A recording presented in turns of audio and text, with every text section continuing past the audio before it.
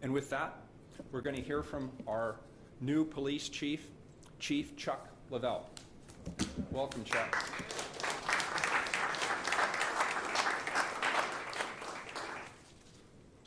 Thank you.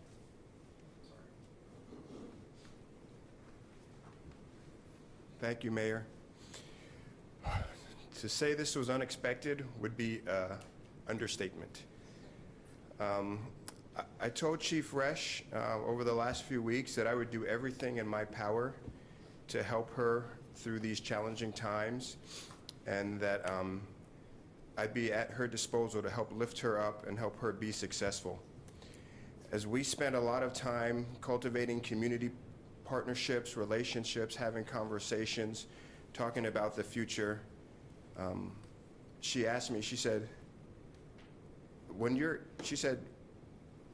you're in this position, the only thing that matters is doing what's right for the Bureau, doing what's right for the community.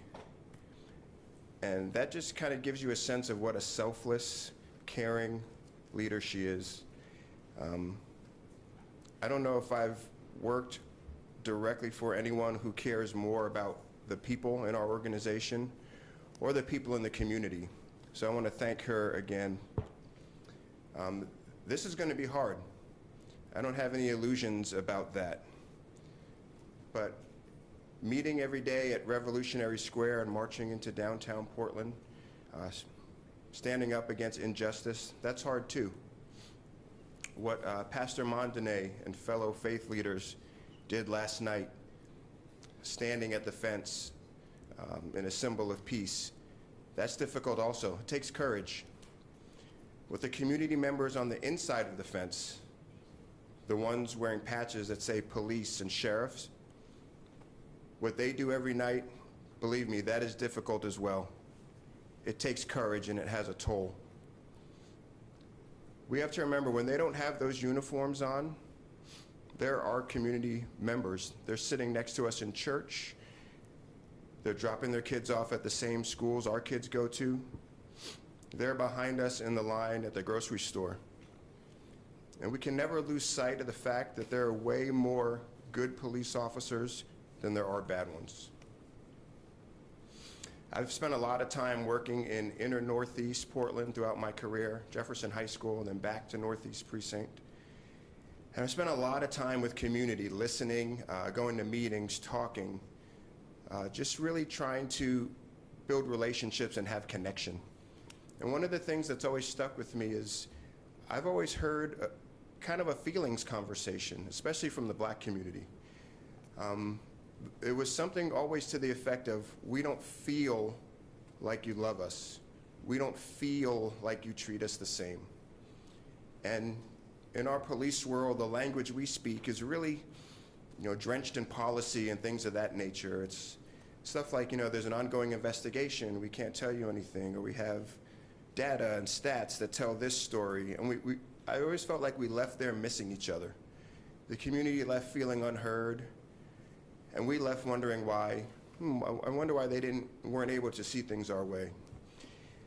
I think one of the most important things we can do as an organization is to find a way to convey to the community our heart. Let them know that we are here to serve you. We took an oath to serve and protect you. We love you. We fall down sometimes. We need to learn how to get better together. We need to stand by each other in that journey.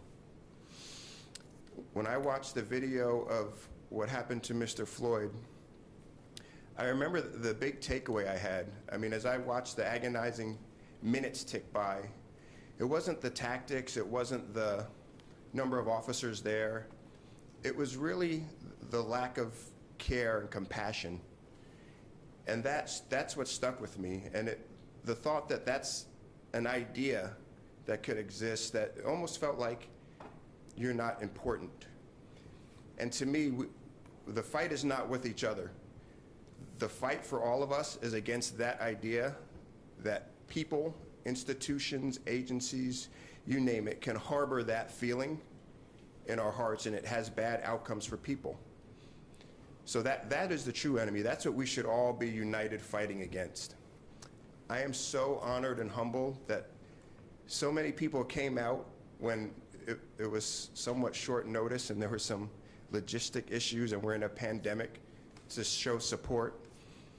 Folks here who have dedicated their lives and done so much to help youth of color in inner Northeast Portland. Donald Dixon, Jefferson High School, Tony Hobson and Libra Ford, SCI, Self-Enhancement Inc. Joe McFerrin, POIC, Rosemary Anderson High School, thank you. Legends in the community, icons, Ron Herndon, Marta Guembes, Antoinette Edwards. Friends and colleagues, people I've worked with, dreamed with, tried to do things to make the community better with. Dwight Holton, former U.S. Attorney, currently CEO of Lines for Life. Nike and Herman Green, fixtures in the North Portland community. And great command staff that I have with me have come out to support me. It means a lot. We have a lot of work to do, and we're gonna get busy doing that work. But I don't want to have too many words. I just wanted to share some things that were on my heart. Let you know I'm humbled. I'm a public servant. I'm going to show up every day with a servant's heart. I'm going to give the best service I can. I'm going to listen. I'm going to care about the community, and I'm going to care about the people in the organization. And all I can do is be me. And I'm looking forward to this journey. Thank you.